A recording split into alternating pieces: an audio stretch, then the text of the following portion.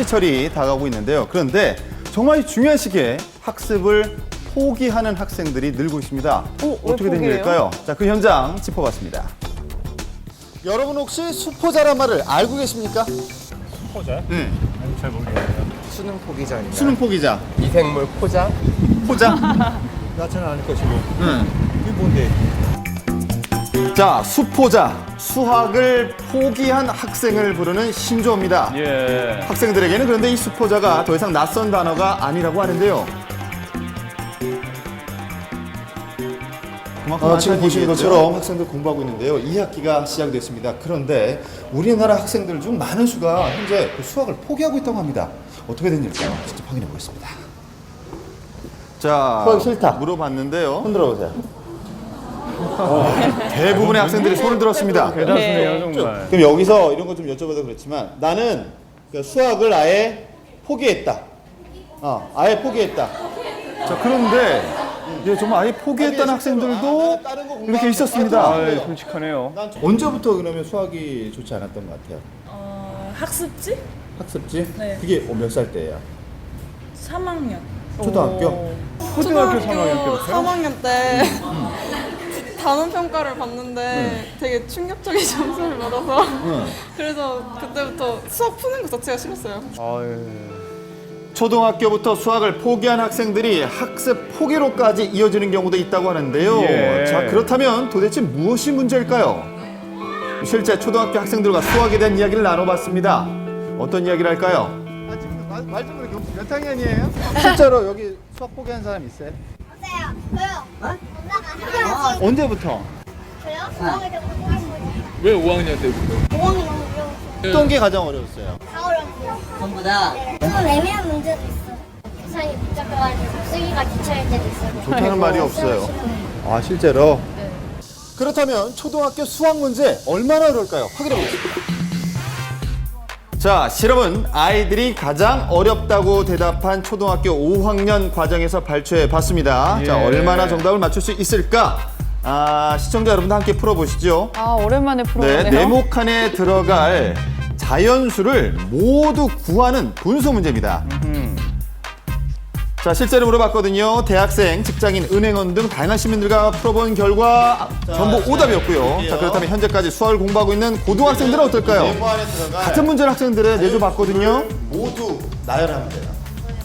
자, 이 심각하게 풀고 있는데요. 예. 자, 이제 걷어서 주실래요?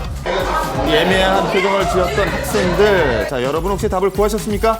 이게 결과는 어렵네요. 이 오답자가 9명이나 됐습니다. 맞네요. 네, 네모 안에 알맞은 자연수를 모두 쓰는 문제인데요. 예. 자, 풀이 과정은 4.3을 대분수로 바꿔주고요. 또 예. 그리고 분모를 왼쪽과 같이 20으로 바꾸면 분자 역시 그렇죠. 2배수인 6이 됩니다. 따라서 네모 안에는 6보다 작은 자연수 1, 2, 3, 4, 5가 들어가게 되지요. 네네. 예, 좀 복잡하죠? 아니요, 이제 쉬운데요. 정답은 그래, 고등학생들도 어려워하는 초등수학. 도대체 그 이유가 무엇일까요? 아유, 참 어렵겠어요, 공부하기가. 지금 그 초등학교 수학 과정이 네. 예전보다 어려워졌습니까? 초등학교 5, 6학년 내용이 어렵다고 지적이 되는 이유는 아마 그 5, 6학년 과정에 분수의 혼합산을 배우게 되는데요. 그 혼합산을 다루는 과정에서 아이들이 좀 힘들지 않느냐. 또 하나는 이제 지필진의 의도는 의사소통을 강조하고 아이들의 추론 능력을 키워주기 위해서 뭐 어떻게 그 답이 나왔습니까? 내지는 왜 그렇게 생각하십니까? 라는 질문을 자주 하게 되는데요.